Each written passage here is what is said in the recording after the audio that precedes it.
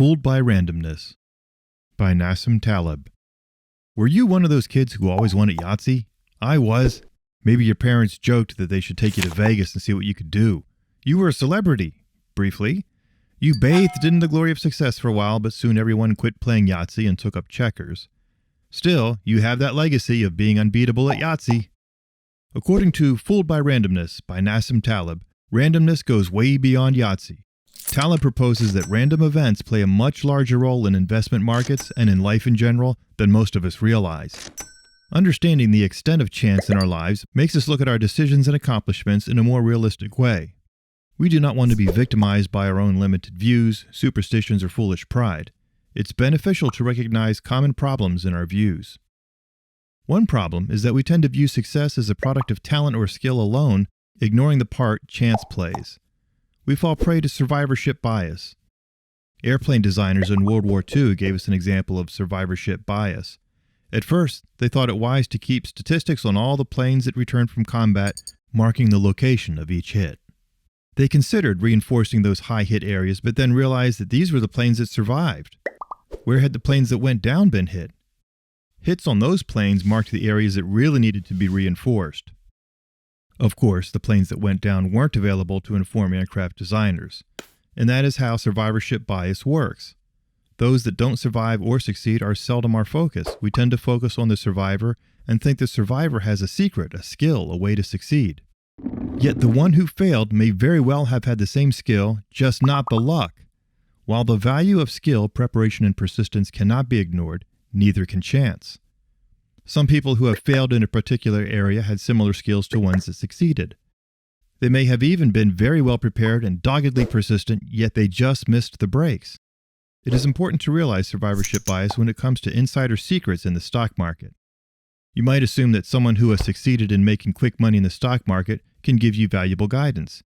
This assumption neglects the possibility that there are also investors who use the same insider secrets and failed. Perhaps the successful investor was just in the right place at the right time, a prodigy of luck, not skill. Taleb makes the point, however, that all investor advice isn't necessarily bad. Learning from historically good investors is worth it if you don't risk losing too much in the process. Just be wary of a black swan. The black swan problem identifies that people don't expect the unexpected and thus are vulnerable to it. While you may have seen many white swans and never a black one, it doesn't mean one doesn't exist. Seeing one black swan destroys the premise that all swans are white. Our world is full of unpredictable factors and unforeseen possibilities. We tend to set up myths when something hasn't occurred before, or at least not in the scope of our experience. Then we allow ourselves to be led astray by them. Myths in weather can lead to a false sense of security, and tornadoes are a great example. Common tornado myths include that they don't hit in the downtown areas of big cities, they don't hit in the same spot twice, and they don't cross rivers. Yet in March of 2020, Nashville, Tennessee experienced a tornado that broke all three of these myths. Applied to the market, you face a black swan problem when you are confident that a certain stock or trading technique that has historically done well for you couldn't possibly fail you. Of course, just because something hasn't happened doesn't mean it can't happen. Unpredictable variables can affect your historically favored stock. High school football coaches often find themselves trying to deal with a black swan mentality and cocky players with minimal experience. In the minds of some players, because something hasn't happened for them personally, it can't happen. When a young halfback constantly carries the ball in one arm against the coach's instruction, the coach goes ballistic, telling him that he's going to fumble. But for the player who can say, "I've never fumbled," the coaching is hard to take. Just because that certain investment technique has never failed you, especially when you wear your Red Sox, it certainly doesn't mean it won't ever fail you in the future. Another fallacy is putting too much trust in our calculation of probability. There are several methods of finding central tendency, but any way you find it, you need to realize that there is still uncertainty. Chances are frequently given, for example, on the success of a surgery, and we have been bombarded with statistics about chances of getting COVID-19, dying from COVID-19, or even being asymptomatic and not knowing we have COVID-19. After hearing personal stories, we are also quite concerned about the chances of having lasting effects from COVID-19, though statistically, those who do have lasting effects seem to be outliers. The truth is that anything can still happen to you personally. Central tendency doesn't clearly give you the results of outliers, and it doesn't predict random unexpected variables. For instance, you may be told that the average recovery time for a specific knee surgery is 6 months. That does not really tell you much. Some may recover in only 3 months, and others may not ever fully recover. Further, you have no way of foreseeing unexpected variables that could affect your personal recover time. Another problem with the data we receive is the noise bottleneck.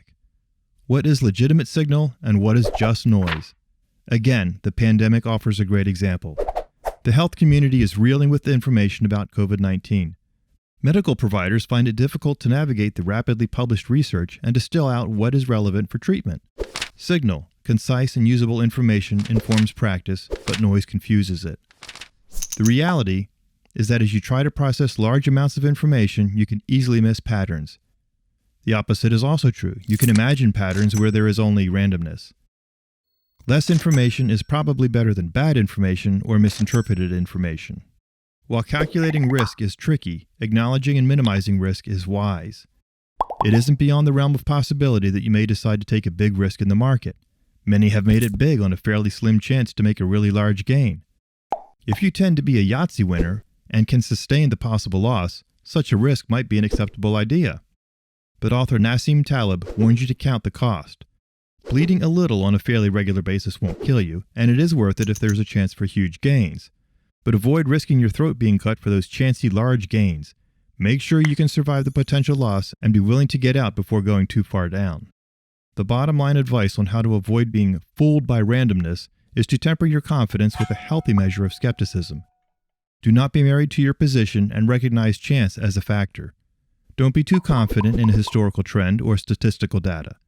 Recognize the survivor's advice for what it is, realizing others may have failed with the same tactic under less favorable conditions. Life is neither a game of checkers nor a game of Yahtzee. Success takes preparation, skill, persistence, and a healthy dose of random breaks.